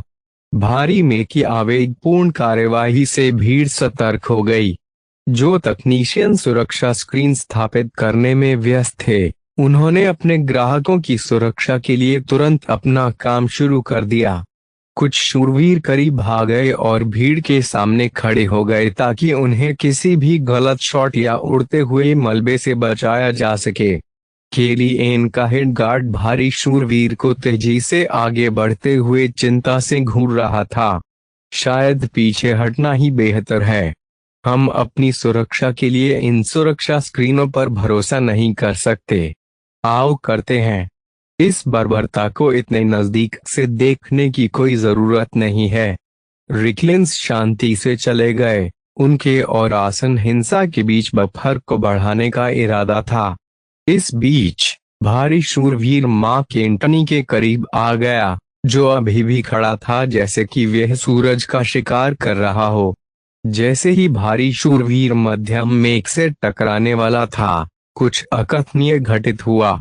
भारी शूरवीर ने अपना मार्ग समायोजित किया और विंसेंट की चाल से बच गया। इसके बजाय यह बिना रुके आगे बढ़ता रहा। क्या हो रहा है? क्या वह जानबूझकर चूक गया? ट्यूरिन रुक नहीं रहा है। वह सुरक्षा स्क्रीन से टकराने वाला है। जल्दबाजी में लगाई गई सुरक्षा स्क्रीन कांच के शीशे की तरह टूट गई जब मल्टीटन भारी मेघ ठीक से गुजरा। इसकी गति खत्म हो गई, लेकिन शूरवीर ने अपनी प्रगति फिर से शुरू कर दी और अपनी ढाल को पास के रेक्लिन मेघ से टकरा दिया। अराजकता फैल गई क्योंकि कई अन्य मेघs को आश्चर्यजनक हमलों का सामना करना पड़ा। मैदान में तैनात अधिकांश मेघ विंसेंट और ट्यूरिन के अनुचर से आए थे। इनमें से कई मशीनें बेवजह खराबी से पीड़ित होगी और जैसे ही उन्होंने इस पागलपन को रोकने के लिए आगे कदम बढ़ाया, वे बंद होगी। ऐसा नहीं था कि रिकलिंस ने अन्य गार्ड लाने के बारे में सोचा था। चूंकि उन्होंने इन गार्डों को स्वयं विंसेंट को सौंपा था, इसलिए उन्हें उनकी दृढ़ निष्ठा का आश्वासन दिया गया था। हालांकि उनकी वफादारी पर सवाल नहीं उठाया जा सकता है, लेकिन स्थानीय तकनीशियन जो अपने उपकरणों का रखरखाव करते थे, स्पष्ट रूप से अलग थे। इस प्रकार कई मेक्स ने खुद को जमे हुए पाया और बिल्कुल भी हिलने डुलने में असमर्थ पाया। केवल बाहर से लाए गए कुछ उपकरण अभी भी ठीक से काम कर रहे थे और ट्यूरिन और विंसेंट के उत्पात को रोकने के लिए चले गए। युवा मिस, विंसेंट और ट्यूरिन पागल हो गए हैं। वे तुम्हारी हत्या कर रहे हैं। मैं इसे स्वयं देख सकता हूँ। मूर्ख, चल दर। लाड़ प्यार से लदे संभ्रांत लोगों का समूह भागने के लिए मचल उठा। वे पास की साइट पर पहुंचे जहां उन्होंने अपनी लग्जरी कारें पार्क की, केवल केलिएन के रुकने के लिए। रुकना। अपनी युवावस्था के बावजूद दशकों के अनुभव वाले अधिकांश रिकलिंस ने उनकी बात मानी। वे उसकी ओर ऐसे मुड़े मानो वही उनकी एकमात्र आशा हो। पार्किंग क्षेत्र किसने निर्धारित किया? जहां तक मुझे पता है, विंसेंट के निजी सहायक ने सारी व्यवस्थाएं की। मुझे पूरा यकीन है कि जॉनसन ही वह व्यक्ति है जिसने हमें वहां पार्क करने का निर्देश दिया था। तो यह सुरक्षित नहीं है। कौन जानता है इन विद्रोहियों ने नीचे कितने विस्फोटक लगा रखे हैं। आइए एक अलग दिशा में मुड़ें। जैसा कि कैटलन के शब्दों का अर्थ था, किसी ने अन्यथा तर्क नहीं दिया। इराककारों द्वारा पेश किए गए प्रलोभन के बावजूद यह स्पष्ट रूप से एक सुनियोजित हत्या थी। मैदान के किनारे पर हो रही अराजकता से और भी सबूत मिले। एक बाहरी दल ने अधिकांश परिधि रक्षक यंत्रों को काम में लगा दिया जो अभी भी बरकरार थे। दूर की लड़ाई से उत्पन्न शोर की मात्रा से आतंकवादी पर्याप्त संख्या में आ गए। छितराया हुआ बहुत नजदीक बंडल न बनाए। जबकि ट्यूरिन ने निकटतम खिलाड़ियों को शामिल किया, विंसेंट ने अंततः अपनी चाल चली। उनके कंधे पर लगी मिसाइल लॉन्चरों ने एक ही बार में अपना पूरा पेलोड खर्च कर दिया। घातक निर्देशित प्रोजेक्टाइलों का लक्ष्य सीधे कैटिलिन और अन्य रिकलिन बुजुर्गों पर था। अभी भी काम कर रहे कुछ संभ्रांत गार्ड अपनी ढालों के साथ रास्ते में कूद पड़े। जैसे ही उन्होंने खुद को प्रभाव के लिए तैयार किया, कुछ प्रोजेक्टाइल इतनी ताकत से तेज हो गए कि उन्होंने मशीनों को एक तरफ धकेल दिया। वे प्रेरक मिसाइलें हैं। बाकी मिसाइलों ने भी रास्ते में आने वाले किसी भी हिस्से को आसानी से पार करके असामान्य विशेषताएं प्रदर्शित की। उन्हें रोकने में केवल एंटी मिसाइल फायर ही कारगर था। जैसे ही बचा हुआ वॉली घबराए हुए रिकलेंस के समूह पर गिरा, अंतिम गार्ड मेक ने अपनी ढाल फेंक दी और अंतिम पेलोड को रोकने के लिए अपने शरीर का उपयोग किया। आह! सदमे की लहरों ने कई लोगों को अपने पैरों से गिरा दिया। विस्फोटों की जलती हुई चमक ने मशीन को नष्ट नहीं किया था, लेकिन बाजार में किसी भी नियमित मिसाइल से अधिक गंभीर क्षति पहुंचाई थी। हाँ हाँ, अब तुम मेरी हो, छोटी बहन। विंसेंट जोर जोर से हंसा जब उसकी अनुकूलित मशीन एक विकलांग मशीन पर चढ़ गई। मार्क एंटनी ने अपनी ढाल गिरा दी और केलिएन की दिशा में दोनों हाथ उठाए। कलाई पर लगी लेजर तोपें पूर्ण शक्ति वाले सैल्वो के लिए चार्ज होगी। कोई अंतिम शब्द? घुटनों से उठते ही कैटलन को खांसी हुई। मैं देख रहा हूं कि आप जितना मैंने सोचा था उससे कहीं अधिक मूर्ख हैं, बड़े भाई। क्या आपको लगता है कि सिर्फ इसलिए कि आप गुप्त रूप से अपने पायलटिंग कौशल का प्रशिक्षण ले रहे हैं, आपको मुझ पर बढ़त मिल गई है? इम्बेसिल, चुप रहो। मैं आपके कृपालु अपमानों को सुनकर थक गया हूँ। तुम्हें अपने बाकी बेकार बैच की तरह प्रयोगशाला में मर जाना चाहिए था। उसकी यंत्रणा ने एक साथ दोनों तोपें दागी। हालांकि उनकी सटीकता बहुत अच्छी नहीं थी, लेकिन इतनी कम दूरी पर वे इतने करीब आ गए कि अकेले निकटता से ही कोई भी इंसान वाष्पित हो सकता है। लेजर हल्की गति से कैटलन की स्थिति तक पहुंचे। एक आयताकार पार्किंग स्थल के आकार का क्षेत्र तुरंत भारी मात्रा में तापीय ऊर्जा से झुलस गया। रिकलेन के सैकड़ों बुजुर्ग जो बहुत धीमी गति से दौड़ने में सक्षम नहीं थे, राख और धुएं में बदल गए। जो लोग थोड़ा तेज दौड़े, वे इतनी अधिक गर्मी से झुलस गए कि उनके कपड़े गर्मी की घातक खुराक के साथ उनके शरीर को उजागर करते हुए टार और राख में बदल गए। वे पिघली हुई मोमबत्तियों की तरह जमीन पर गिर पड़े। केवल युवा पीढ़ी ही न्यूनतम घावों के साथ विस्फोट क्षेत्र से भागने में सफल रही। हाँ हाँ हाँ हाँ, अपने सभी द्वेषपूर्ण शब्दों के लिए अब मेरी ओर देखें। जैसे ही काला धुआं साफ हुआ, जिस स्थान पर उनकी लेजर तोपें गिरीं, वहां भीषण तबाही मच गई। एक टैंक या मशीन के अलावा कोई भी चीज इतने शक्तिशाली विस्फोट से नहीं बच सकती थी। कम से कम विंसेंट ने तो यही सोचा था। केलिन के शरीर पर एक अजीब सा बुलबुला छा गया। वह गर्मी और राख से बेपरवाह ढाल के अंदर गर्व से खड़ी थी। जैसे ही विस्फोट स्थल के किनारों पर बुरी तरह से जले हुए रिक्लेंस के कई लोग कराह रहे थे, आनुवंशिक रूप से संशोधित युवा लड़की नरसंहार के प्रति उदासीन दिखाई दी। उसकी अभिव्यक्ति भी विंसेंट को मजाक की दृष्टि से घूर रही थी। यह ढाल क्या है? यह इतना शक्तिशाली कैसे है? आप शक्तिशाली मित्रों वाले अकेले व्यक्ति नहीं हैं। छोटी बहन ने ताना मारा। मुझे फिर से गोली मारने के लिए आपका स्वागत है। मैं यह कहने का साहस कर सकता हूं कि मेरा बैकअप आने से पहले मैं आपको रोक सकता हूं। जैसे ही विंसेंट ने अपनी जीवित बहन को भयभीत होकर देखा, शहर से सायरन की एक श्रृंखला बजने लगी। दूर तक धमाकों और युद्ध की अन्य ध्वनियां बजने लगीं। पूरे बेनथाइम में निडर भाड़े के समूहों ने अपने मेज पर चढ़ना शुरू कर दिया और बिना किसी कारण के हमला किया। योजना के अनुसार विंसेंट को पहले ही अपना बदला पूरा कर लेना चाहिए और पास के भागने वाले शटल की ओर जाना चाहिए। समय सारणी तंग थी, और अगर विंसेंट प्लैनेटरी गार्ड से बचना चाहता था तो वह कैटलन की अजीब ढाल पर हथौड़ा चलाने का जोखिम नहीं उठा सकता था। एक कठिन निर्णय लेते समय उसने अपने दांत पीस लिए। वह कभी भी बाद में अपना बदला ले सकता था। उनका अपना जीवन अधिक महत्वपूर्ण था। ट्यूरेन, इधर उधर खेलना बंद करो और चलो। भले ही कैटलन के खिलाफ उनका हमला विफल रहा, फिर भी वे अधिकांश अन्य रिक्लेंस को मारने में कामयाब रहे। बेनथीम में कहीं और तैनात उनके साथी भी अपने आश्चर्यजनक हमलों में सफल रहे। बेनथाइम के बुनियादी ढांचे को गंभीर क्षति हुई और आग फैलने के कारण मरने वालों की संख्या तेजी से बढ़ी। यह युद्ध की प्रस्तावना थी। अध्याय 70। बादल भरे पर्दे में जल्दबाजी में बाहर निकलना। वेस थकी आंखों के साथ उठा। कल से उन्होंने डिट्रिच के साथ अपने प्रस्थान की तैयारी की।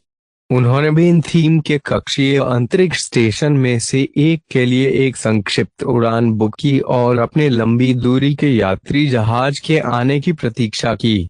एक कॉल ने उनकी अंतिम तैयारी में बाधा डाल दी। वेस ने कुम उठाया और मार्सेला का चिंतित चेहरा सामने आ गया। वेस, आपकी यात्रा के बारे में? शायद 1 या 2 महीने के लिए अपने आप को दुर्लभ बना लेना सबसे अच्छा है। वहां परेशानी चल रही है। यह गंभीर लग रहा था, कुछ ऐसा जिसने अड्डिग मार्सेला को परेशान किया। यह कोई मामूली बात नहीं होनी चाहिए। क्या हुआ? यह विंसेंट रिक्लेन के बारे में है। वह पागल हो गया है। जब उसने आपके अनुकूलित मां केंटनी की शक्ति को अपने परिवार के सामने प्रदर्शित किया तो वह क्रोधित हो गया। विंसेंट का नाम सुनकर ही वेस के मन में इच्छा हुई कि वे सबसे पहले उसके साथ व्यापार करने पर पुनर्विचार करें। निश्चित रूप से क्रेडिट अच्छे थे, लेकिन अगर उसने मार्सेला को सुबह कॉल करने के लिए कुछ गंभीर किया तो यह बुरा होना तय था। यह कितना बुरा है और इसका मुझ पर क्या प्रभाव पड़ेगा? उसने रिक्लेंस के संभावित उत्तराधिकारी कैटलीन नामक लड़के पर अपनी लेजर तोपें चलाने की कोशिश की। किसी तरह वह बच गई। हालांकि मुझे नहीं पता, लेकिन कई अन्य बुजुर्ग विस्फोट क्षेत्र से दूर जाने में असफल रहे। विंसेंट ने घरेलू रक्षकों को चकमा दिया और अच्छी तरह से तैयार स्किप शटल के साथ बेनथाइम से भाग निकला। यह बहुत परेशानी जैसा लग रहा था। हालांकि वे इस आतंकवादी हमले में शामिल नहीं था, लेकिन विंसेंट को मेक प्रदान करने से वह काफी जांच के घेरे में आ जाएगा। क्या मैकोर ने उसे पकड़ लिया? मार्सेला के चेहरे पर झुंझलाहट और भी गंभीर हो गई। नहीं, उसकी मदद से त्वरित प्रतिक्रिया इकाइयों को देरी हुई। समुद्री लुटेरों ने किसी तरह खुद को बेनथाइम में छिपा लिया और विंसेंट के भागने के लिए पर्याप्त अराजकता पैदा कर दी। जब आसपास के गश्ती जहाजों ने अपने भागने वाले जहाजों का पीछा करने का प्रयास किया तो उन्होंने पाया कि वे विस्फोटों से घायल हो गए हैं। वे बेनथीम पर सबसे जबरदस्त हमला करने में सफल रहे हैं। यह खबर उन सभी लोगों के लिए अविश्वसनीय रूप से बुरी थी जिन्हें घटनाओं में शामिल होने का अंदाजा था। हताहतों की संख्या कैसी है? रिकलिंस को छोड़कर 200 से अधिक लोग आगामी अराजकता में गिर गए हैं। समुद्री डाकू अपने कार्यों में सूक्ष्म नहीं थे। आप जानते हैं कि घनी आबादी वाले शहर में एक मशीन कितना नुकसान पहुंचा सकती है। बेनथीम में यह एक दुस्वप्न होना चाहिए। यहाँ तक कि सबसे आकस्मिक लेजर आग भी एक इमारत को भेद सकती है और एक दर्जन निर्दोष दर्शकों को मिटा सकती है। घायलों की संख्या हजारों में होनी चाहिए। मैं पीछे नहीं रह सकता, वेस ने कहा, और साथ ही उसे विरोधाभास भी महसूस हुआ। मैं अभी जितना बुरा महसूस कर रहा हूँ, मैं वास्तव में निर्दोष हूँ। आप जानते हैं कि मैकेंटनी एक आखिरी पीढ़ी का व्यक्ति है। आज के मानकों में यह शायद ही कोई विशिष्ट मशीन हो। इसलिए मैं आपकी अचानक छुट्टी का समर्थन करता हूँ। अभी जनता उन्माद में है और मैककोर स्टार सिस्टम को सुरक्षित करने में असफल हो गई है। जांचकर्ता अभी हड़बड़ाहट में होंगे और उन्हें आपके पास किसी को भेजने में देर नहीं लगेगी। मुझे लगता है कि मेरा परिवार उन्हें रोक सकता है। लार्किंसन हमेशा से गणतंत्र के प्रति वफादार रहे हैं और सैन्य हलकों में उनकी कुछ हिस्सेदारी है। खैर, बेहतर होगा कि आप अपने डैडी को फोन कर लें क्योंकि यह शो अभी शुरू हो रहा है। उसने चिंतित होकर मार्सेला का फोन काट दिया और थोड़ी सी झिझक के साथ उसने अपने दादा को फोन किया। शायद उसके कॉल का अनुमान लगाते हुए बेंजामिन लार्किंसन उसकी स्क्रीन पर प्रकट हुए। उसका निश्चल चेहरा पहले से ही वेस को आश्वासन दे रहा था। मुझे पता है कि क्या हो रहा है और मैं जानता हूं कि आप किसी भी चीज के लिए दोषी नहीं हैं। धन्यवाद दादाजी, वेस ने आप भरी क्योंकि आश्वासन ने उसे सांत्वना दी। मैं वहां खुली प्रतियोगिता में भाग लेने के लिए लीमर की यात्रा करने की योजना बना रहा था। क्या आप मेरे प्रस्थान को सहज बनाने में मेरी मदद कर सकते हैं? यह घटना वास्तव में मेरे और मेरे करियर के लिए महत्वपूर्ण है और पूछताछ के लिए रोके जाने के कारण मैं इस अवसर को चूकने का जोखिम नहीं उठा सकता। मैं गारंटी दे सकता हूं कि जांचकर्ता आपके साथ उचित व्यवहार करेंगे, लेकिन अचानक कोई भी प्रस्थान संदिग्ध लगेगा। यदि आप अपने रिकॉर्ड खोल दें और उनके लोगों को अपनी कार्यशाला की जांच करने दें तो मैं उन्हें आपका पीछा करने से रोक सकता हूं।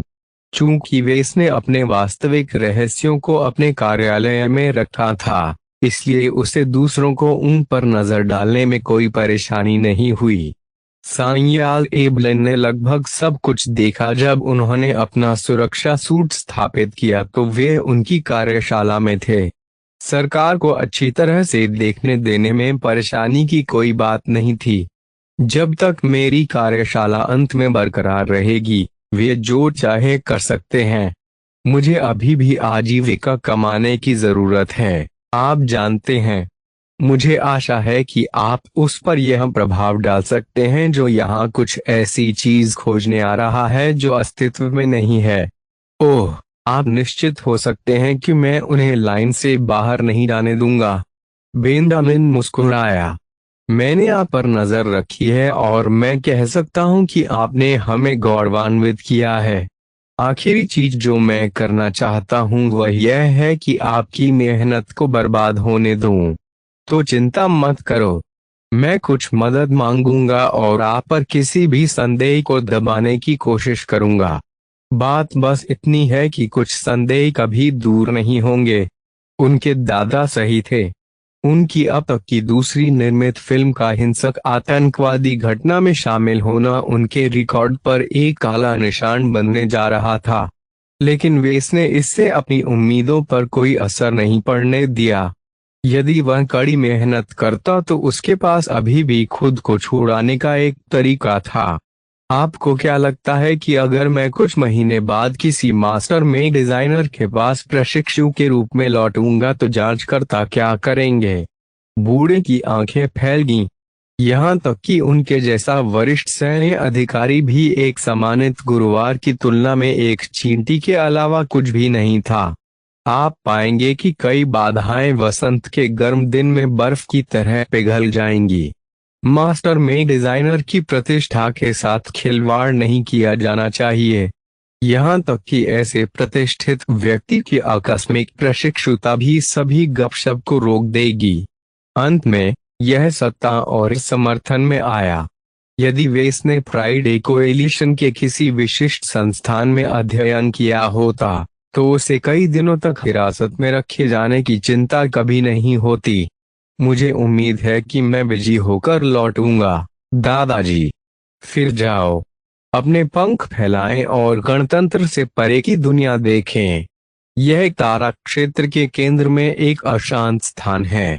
तुम बहुत सारी दौलत और चमत्कार देखोगे। बस याद रखें कि वह सारी संपत्ति और शक्ति ताकत की नींव पर बनी है। बेंजामिन द्वारा कॉल समाप्त करने के बाद वेस ने कुछ अतिरिक्त तैयारी की। उन्होंने रोबिन को संदेश भेजा कि एसएएस को किसी भी आधिकारिक जांचकर्ता को बिना किसी चुनौती के अपनी कार्यशाला में प्रवेश करने देना चाहिए। फिर उसने लिटिल बॉस को स्थिति के सारांश के साथ एक और संदेश भेजा और उसे तुरंत स्पेस पोर्ट पर मिलने के लिए कहा। ठीक है, मुझे लगता है कि मैं यहाँ से बाहर हूँ। चलो लकी चलें। आदमी और मणि बिलिए कार में प्रवेश करने से पहले आखिरी बार वर्कशॉप की ओर देखने लगे। वेस ने समाचार ब्राउज किया जब उसकी टैक्सी स्पेस पोर्ट की ओर बढ़ी। समाचार प्रसारकों ने गणतंत्र के बाकी हिस्सों में जो फुटेज प्रसारित किया उससे पता चला कि वेन थीम अराजकता में डूब गया था।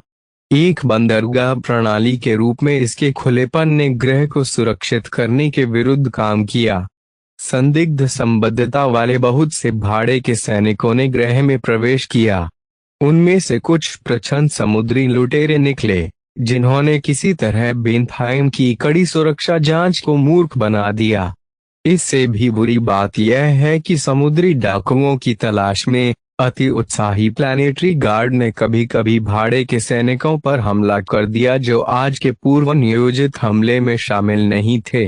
लड़ाइयों ने फैलने और अधिक हताहत होने की धमकी दी। जिस बात ने वेस को सबसे अधिक आहत किया वे इस घात के कारण के सामयिक फुटेज थे। अत्यधिक संशोधित मार्क एंटनी ने अपने कॉर्ड पीस के साथ और सभी ने अपनी लेजर तोपें उठाई और असहाय दर्शकों के एक समूह पर सीधे गोली चला दी। समाचार स्टेशनों ने संक्षिप्त रिकॉर्डिंग को अमर बना दिया क्योंकि उन्होंने इसे बाकी स्टार सेक्टर में भेजने की बहुत कोशिश की। धत तेरी की। कॉर्ड पीस के बारे में भूल जाओ। विंसेंट की मात्र भागीदारी मेरे रिकॉर्ड पर एक कभी न मिटने वाला काला निशान होगी। जैसा कि उन्होंने जल्दबाजी में अपने दादाजी को सुझाव दिया, खुद को छुड़ाने का उनका एकमात्र तरीका लीमर में अपने लक्ष्यों को प्राप्त करना था। केवल किसी प्रकार का प्रबल समर्थन प्राप्त करके ही वह जांच को सहन करने में सक्षम होगा। टिप्पणीकारों और पंडितों ने पहले ही गणतंत्र पर हमला करने वाले प्रभाव का अनुमान लगा लिया था। किसी को भी वास्तव में विश्वास नहीं हुआ कि अज्ञात समुद्री डाकुओं के एक समूह ने अकेले ही जटिल छापे की योजना बनाई, वित्त पोषित किया, संचालन किया और उसे अंजाम दिया।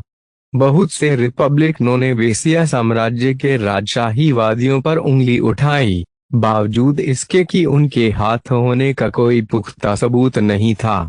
यहाँ तक कि वेस को भी यह सिद्धांत सम्मोहक लगा। ब्राइट रिपब्लिक के घरेलू नागरिक के रूप में उनका पालन पोषण वेसिया साम्राज्य को अपना प्रतिद्वंद्वी मानने के लिए किया गया था। केवल वेसेनों के पास ही गणतंत्र में समस्या उत्पन्न करने के पर्याप्त उद्देश्य थे।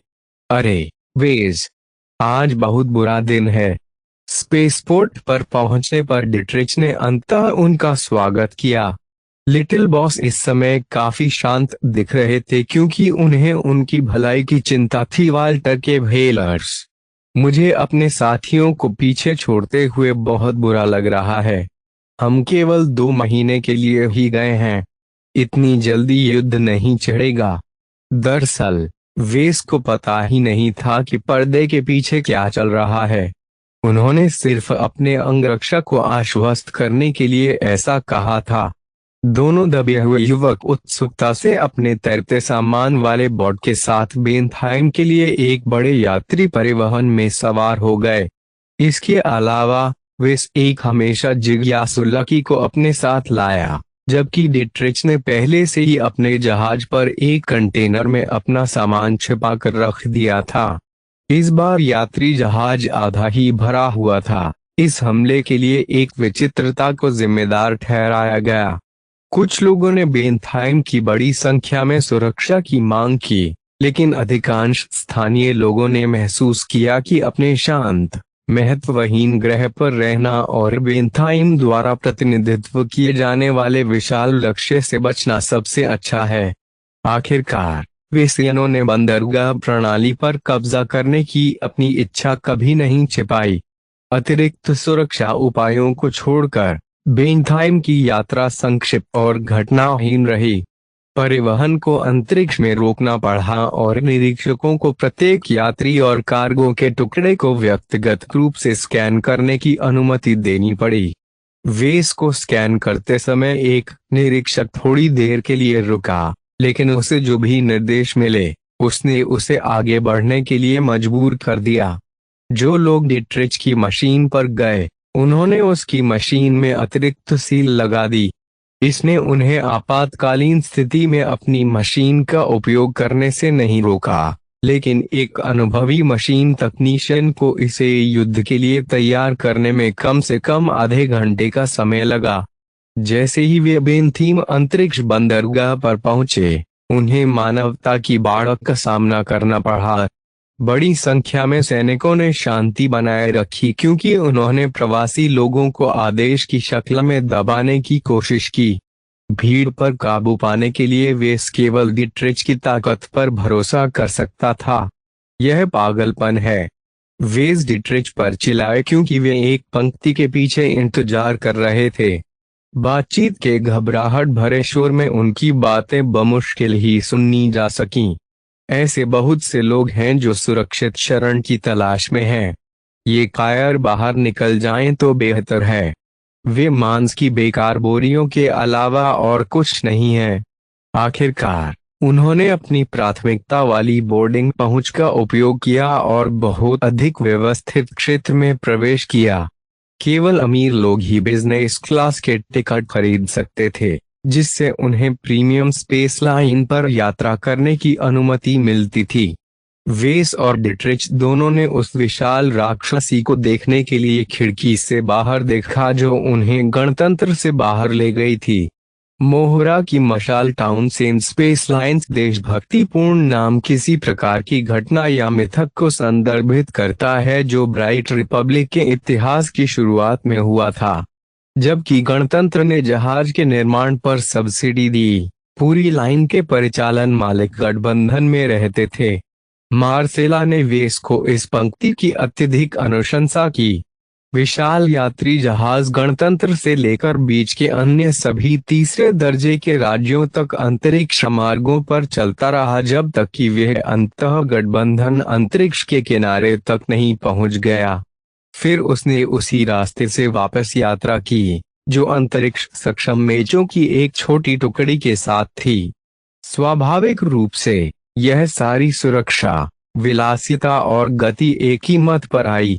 वेस और डिट्रिच 1,50,000 उज्ज्वल क्रेडिट के साथ अलग हुए और यह सिर्फ बिजनेस क्लास के लिए था।